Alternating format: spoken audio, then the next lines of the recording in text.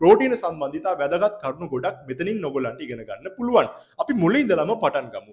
සාමාන්‍යයෙන් අපේ ශරීරය තුළ ප්‍රෝටීන මගින් ඉතා වැදගත් කාර්යයන් පහක් ඉෂ්ට කරනවා. මේ එන්සයිම නිර්මාණය කිරීම සඳහා, හෝමෝන සෑදීම සඳහා, විවිධ ද්‍රව්‍ය අපේ රුධිර සංසරණ පද්ධතිය ඔස්සේ පරිවාහකාරයන්ට කිරීම සඳහා, ඒ වගේම ප්‍රතිශක්තිකරණ පද්ධතියේදී මේ ප්‍රතිදේහ නිර්මාණය කිරීම සඳහා, මාංශපේශී නිර්මාණය වීම සඳහා අපිට ප්‍රෝටීන අත්‍යවශ්‍ය පෝෂකයක්. ප්‍රෝටීන නිර්මාණය වෙන්නේ ඇමයිනෝ අම්ල කිහිපයක් එකට එකතු වෙලා හැදෙනවා මේ ඇල්ෆා හෙලික්ස් කියන හෙලික්සීය ව්‍යුහය. මේ වගේ ව්‍යුහ ගොඩක් එකතු වෙලා හැදෙනවා මේ පොලිපෙප්ටයිඩ් දාමයක්. මේ පොලිපෙප්ටයිඩ් දාම කිහිපයක් එකතු වෙලා සම්පූර්ණ ප්‍රෝටීනයක් නිර්මාණය වෙනවා. එතකොට අපි ගන්න ආහාරවල තියෙන මේ සම්පූර්ණ ප්‍රෝටීන අවසානයේ ආහාර ජීර්ණ පද්ධතිය මගින් බිඳ හෙලනවා මේ ඇමයිනෝ අම්ල බවට. සාමාන්‍යයෙන් අපේ ශරීරයේ ක්‍රියාත්මක වීම සඳහා අපිට එකිනෙකට වෙනස් ඇමයිනෝ අම්ල 20ක් පමණ අවශ්‍යයි.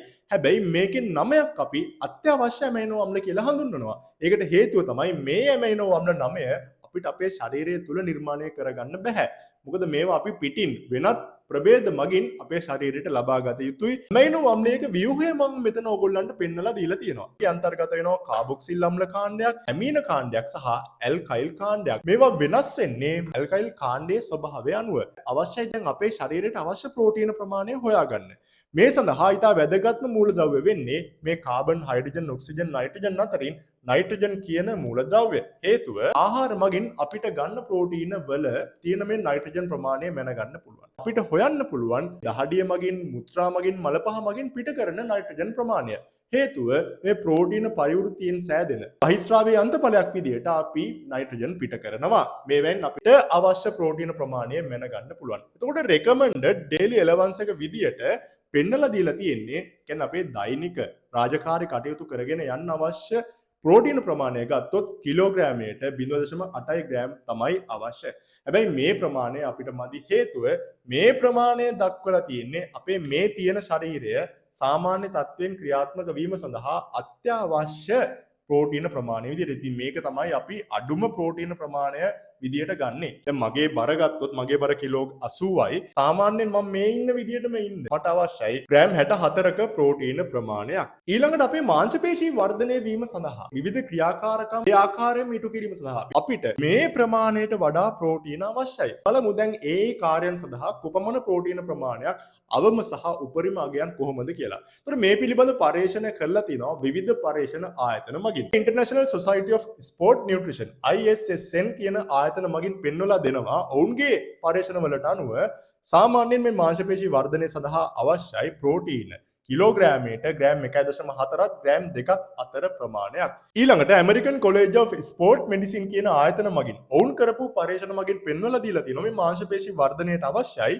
කිලෝග්‍රෑමයට ග්‍රෑම් 1.2ත් 1.7ත් අතර ප්‍රමාණයක් ප්‍රෝටීන අවශ්‍යයි. ඇමරිකාවේ මේ ඇන්ටි ඩොපින් ඒජන්සි එක මගින් කරලා තියෙන පරීක්ෂණ මගින් ඔවුන් පෙන්වලා දෙනවා මාංශපේශී වර්ධනයට අවශ්‍යයි ප්‍රෝටීන ග්‍රෑම් 1.6ත් 2.2ත් අතර ප්‍රමාණයක්. මේ තියෙන්නේ අවම ප්‍රමාණය 0.8 ග්‍රෑම්.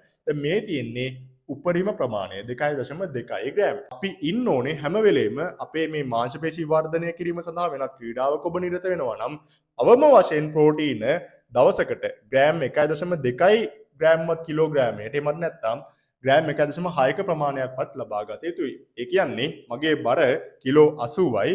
එතකොට මගේ බර වැඩි කරනවා මං ග්‍රෑම් 1.2කින්. එතකොට මට එන අගය ග්‍රෑම් 96ක්. මගේ බර ඊළඟට මම වැඩි කරනවා ග්‍රෑම් 1.6න්.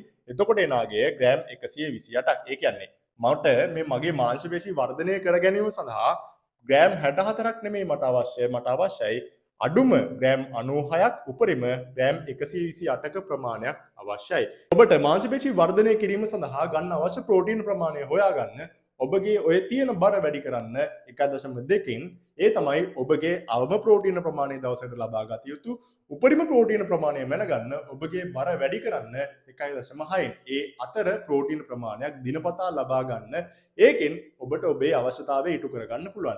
ඊළඟට අපි බලමු අපි ගන්න මේ ප්‍රෝටීන ප්‍රභේද අතර සමාන අසමානතා මොන වගේද කියලා. ඉතින් ප්‍රෝටීන ගත්තාම මම කිව්වා පිටින් ගන්න ඕනේ අත්‍යවශ්‍ය ඇමයිනෝ අම්ල 9ක් කියලා. මේ ඇමයිනෝ අම්ල 9 අන්තර්ගත වෙන සත්ව ප්‍රෝටීන වර්ග තියෙනවා, ශාක ප්‍රෝටීන වර්ග තියෙනවා. එතකොට මේ දෙක එකක්ද නැත්නම් මේ දෙක වෙනස්ද අපි බලමු. ඉතින් මේකේ වෙනස අපිට හොයන්න පුළුවන් ඩයස් ස්කෝර් එකෙන්. Digestible indispensable amino acid score එක. ඉතින් මේකෙන් අපිට පෙන්වලා දෙනවා මේ හැම ප්‍රෝටීනයක්ම එක වගේ නෙමෙයි. ඒ කියන්නේ සත්ව ප්‍රෝටීන ග්‍රෑම් 100ක් ගත්තොත් ශාක ප්‍රෝටීන ග්‍රෑම් 100ක් ගත්තොත් මේකේ ප්‍රෝටීන ග්‍රෑම් 100 අන්තර්ගත වුණාට මේකේ තියෙන ප්‍රෝටීන වල ගුණාත්මක භාවය වෙනස්. මොකද ශාක ප්‍රෝටීන ඇවිල්ලා අසම්පූර්ණ ප්‍රෝටීන විදිහට අපිට හඳුන්වන්න පුළුවන්. සමහර ඇමයිනෝ අම්ල මේ ශාක ප්‍රෝටීන වල අන්තර්ගත වෙන්නේ නැහැ. හැබැයි සත්ත්ව ප්‍රෝටීන ගත්තොත් එහෙම 99%ක්ම වගේ සම්පූර්ණ ප්‍රෝටීන කම්ප්ලීට් ප්‍රෝටීන් විදිහට තමයි තියෙන්නේ. විශේෂයෙන්ම බිත්තර, ඒ වගේම මස් වර්ග, මාළු වර්ග, වේ ප්‍රෝටීන් මේ ප්‍රෝටීන වල ගුණාත්මක භාවය අතින් ඉතාමත් ඉහළයි. කියන්නේ අපිට අවශ්‍ය ඇමයිනෝ අම්ල සියල්ලක්ම මේ තුල අන්තර්ගත වෙනවා. හැබැයි සමහර ශාක ප්‍රෝටීන තුල මේ ඇමයිනෝ අම්ල අන්තර්ගත වෙන්නේ නැහැ. ඒ නිසා ඔබ ශාක ප්‍රෝටීන භාවිතා කරනවා නම් ශාක ප්‍රෝටීන මිශ්‍රණයක් විදිහට ලබා ගන්න පුළුවන්. අපි හිතමු සෝයි ගන්නවා නම් මේ සෝයි සමග කිරි වගේ දෙයක් මිශ්‍ර කරලා, බිත්තර වගේ දේවල් මිශ්‍ර කරලා මේක මිශ්‍රණයක් විදිහට ලබා ගැනීමෙන් ඔබට ඔබගේ ඒ දෛනික අවශ්‍යතාවය සම්පූර්ණ කරගන්න පුළුවන්. මම මෙතනදී කියන්නේ මේ ශාක ප්‍රෝටීන හොඳ නැහැ කියන එක නෙමෙයි මම කියන්නේ. මේකේ තියෙන වෙනසක් ගැන තමයි මම ඕගොල්ලන්ට කිව්වේ. ඔබට මාංශ පේශි වර්ධනය කරගන්න පුළුවන් මේ ශාක ප්‍රෝටීන පමණක් අරගෙනත් ඔබට මාංශ පේශි වර්ධනය කරගන්න පුළුවන්. මොකද හේතුව මේ තුලත් ප්‍රෝටීන අන්තර්ගත වෙනවා. මේවා ගන්නවා නම් මිශ්‍රණයක් විදියට ලබා ගන්න.